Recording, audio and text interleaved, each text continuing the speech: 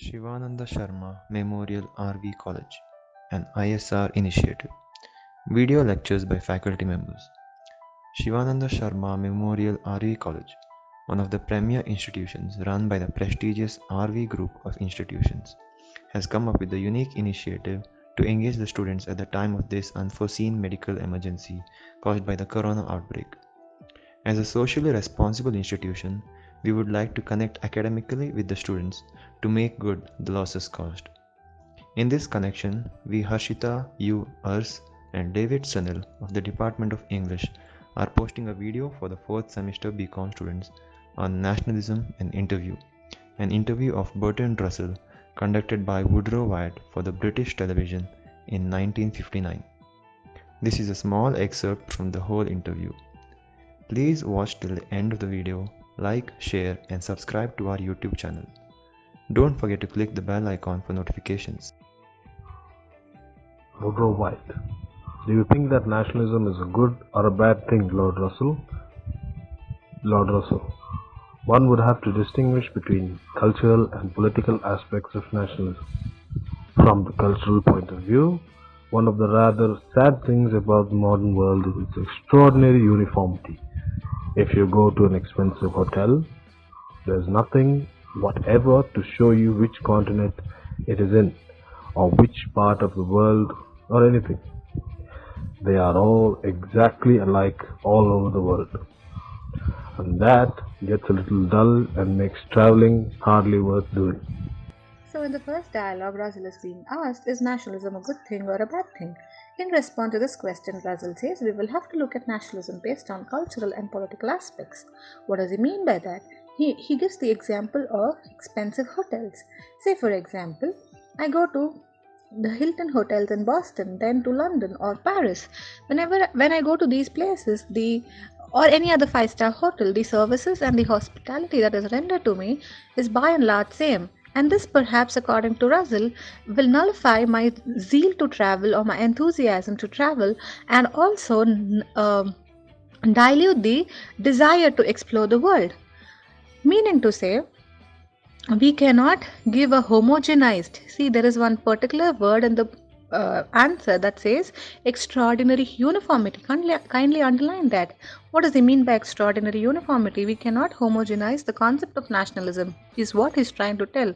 Now let us understand what political aspects are. See, in some country there is totalitarian rule, or in another country there is army or monarchy, or there's some democracy, or there's a communist party who's in power. Based on these political parties, we will have to determine nationalism. So from place to place, from country to country, the concept of nationalism will be taking a different notion. What nationalism is conceived in India need not be same as that in African subcontinent or in Caribbean islands.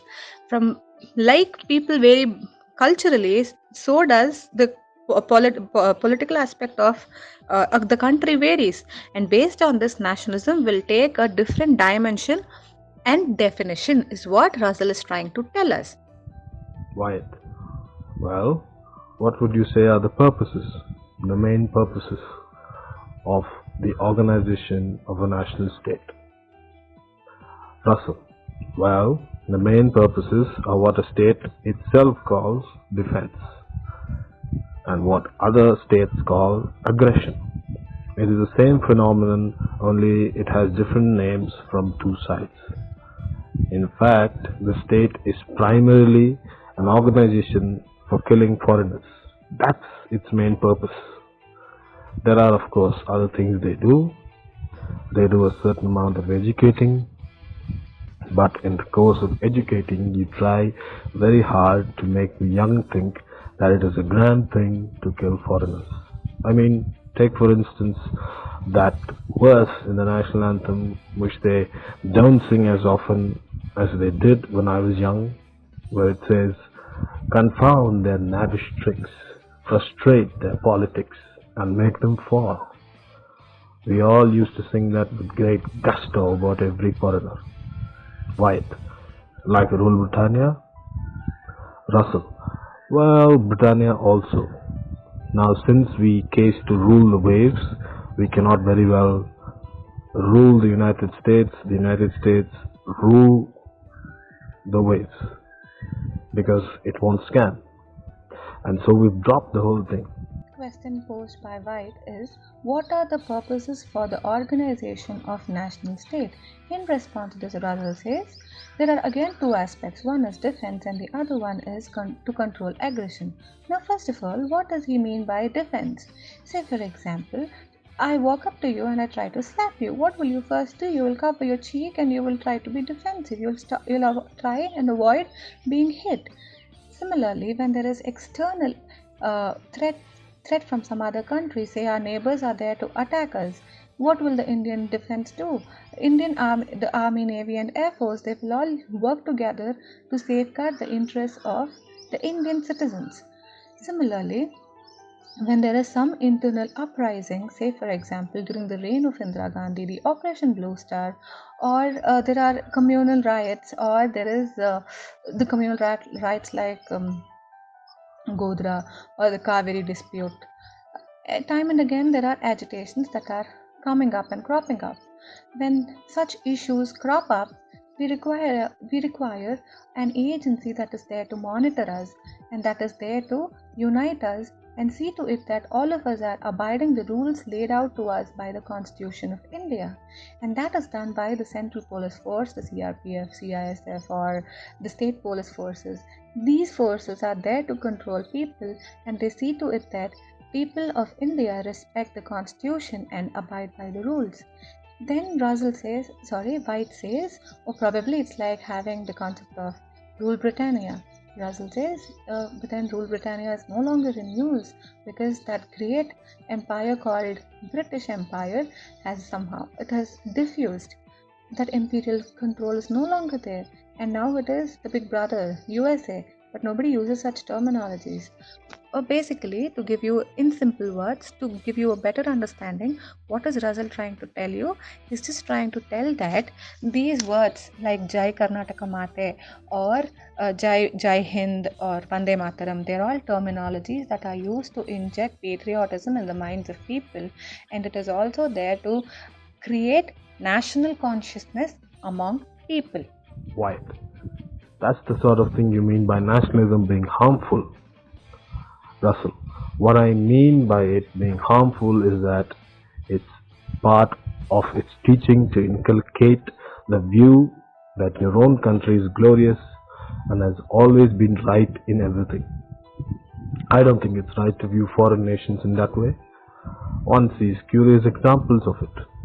I wrote a book in which I was talking about nationalism, and I said, there is, of course, one nation which has all the supreme virtues that every nation arrogates to itself. That one is the one which my reader belongs. And I got a letter from a Pole saying, I'm so glad you recognize the superiority of Poland. White, can you give any more illustrations of it? Russell, yes. There was a very charming young lady at a meeting of the United Nations who was much giving a ride of a bicycle. She came from Ecuador and her bicycle ran away with her down a very steep hill and she might easily have been killed. And my friend Gilbert Murray asked her, were you not frightened when your bicycle ran away with you? And she said, oh no, I said to myself, remember, you are an Ecuadorian. On listening to Russell's responses, White now says, do you think nationalism is harmful? In response to this, Russell says, yes, it might turn out to be harmful. So children, what is Russell trying to tell is he's just trying to warn us against fanaticism. What is fanaticism? It is excessive love or devotion towards some ideology. Say for example, the ISIS. What are ISIS, people from ISIS doing? They're trying to mitigate or terminate people who do not follow or respect their religion. People are so blinded or so taken away, so influenced by the idea of one particular religion that they want to execute all those people who are different or who follow a different religion. Now this, according to Russell, is harmful. He's telling nationalism should not blind people from being critical or being judgmental. What does he mean? He gives the example of a Polish man, meaning somebody from Poland, who comes up to him on reading one of his books that had a sentence that said there is one supreme country and all the other countries are there to aggregate with this country. He never mentioned the name of the country or the nation. But then this Polish man thinks that it is Poland that Russell is trying to talk. Now, what is happening? If we are not being judgmental or pragmatic and prudent with regard to whatever is being told, we will end up reading it in other ways. Russell did not mention if it is French, English, or Spanish. It was just a country. It can be any country. It is open to debate.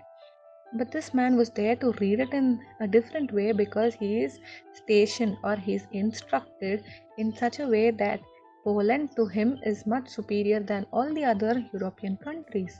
Now, what do I mean by this? Let me give you a very simple example which will help you understand what White is trying to tell you. Say, for example, these Englishmen who are there to pat their back, stating, "We invented the aeroplane." Or we invented the steam engine. We are responsible for the invention of bulb. Okay. Now, when I say all this, and that is a kind of supremacy that is being um, told to us, and it is trying to show the other country inferior, which should not be the case.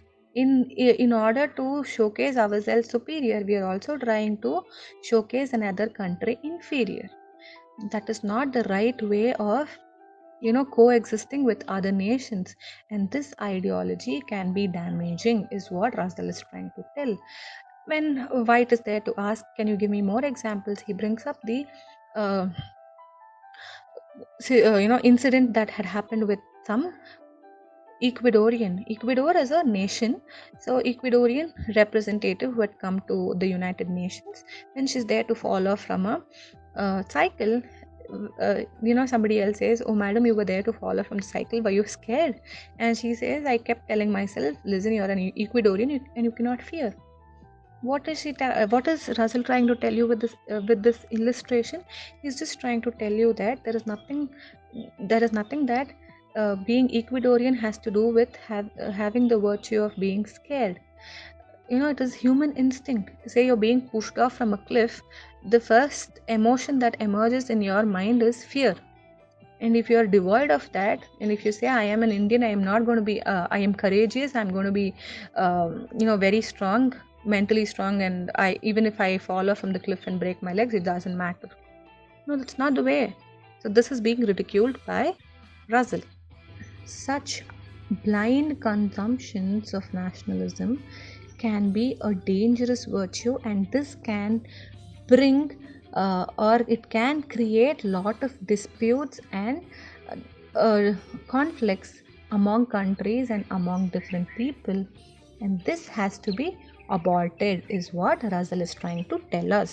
ಇವಾಗ let us understand ರಾಷ್ಟ್ರೀಯತೆ ಅನ್ನೋ ಭಾವನೆ ಕನ್ನಡದಲ್ಲಿ Russell ಏನು ಹೇಳ್ತಾ ಇದ್ದಾರೆ ಅಂತ ಕನ್ನಡದಲ್ಲಿ ನೋಡೋಣ ಬನ್ನಿ ಮಕ್ಕಳ. ಇವಾಗ ಎಷ್ಟು ಜನಕ್ಕೆ ರಸಲ್ ಏನು ಹೇಳ್ತಾ ಇದ್ದಾನೆ ಅಂತ ಪೂರ್ತಿಯಾಗಿ ಸಂಪೂರ್ಣವಾಗಿ ಅರ್ಥ ಆಯಿತು?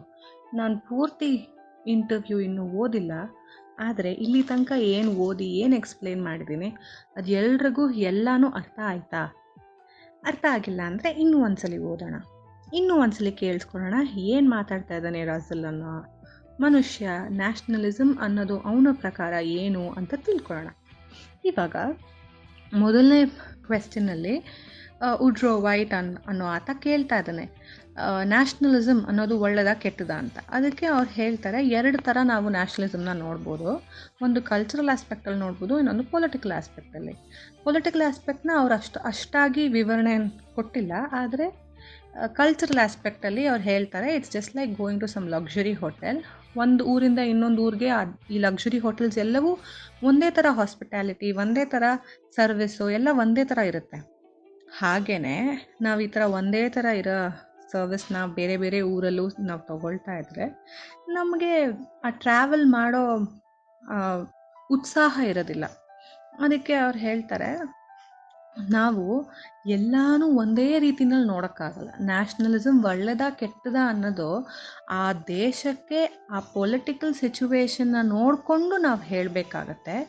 ಎಲ್ಲ ದೇಶಕ್ಕೂ ನ್ಯಾಷನಲಿಸಮ್ ಅನ್ನೋ ಭಾವನೆ ಒಂದಾಗಿ ಬರೋದಕ್ಕೆ ಸಾಧ್ಯನೇ ಇಲ್ಲ. ಯಾಕಂದರೆ politically we are all constituted in a different way. Say for example, ಯಾವುದೋ ಒಂದು ಊರಲ್ಲಿ ಮೊನಾರ್ಕಿ ಅನ್ನೋ ಒಂದು ಇದಿದೆ, ಗವರ್ನಮೆಂಟ್ ಇದೆ. ಇಲ್ಲ ಇನ್ಯಾವುದೋ ಊರಿನಲ್ಲಿ ಆರ್ಮಿ ರೂಲ್ ಇದೆ. ಇನ್ನೊಂದು ಕಮ್ಯುನಿಸ್ಟ್ ದೇಶ, communist party is in power. ನಮ್ಮದು ಡೆಮೋಕ್ರಸಿ, ನಾವೆಲ್ಲರೂ politically we are all different ಅನ್ನೋದನ್ನು ಒಂದು ಅರ್ಥ ಮಾಡ್ಕೋಬೇಕು.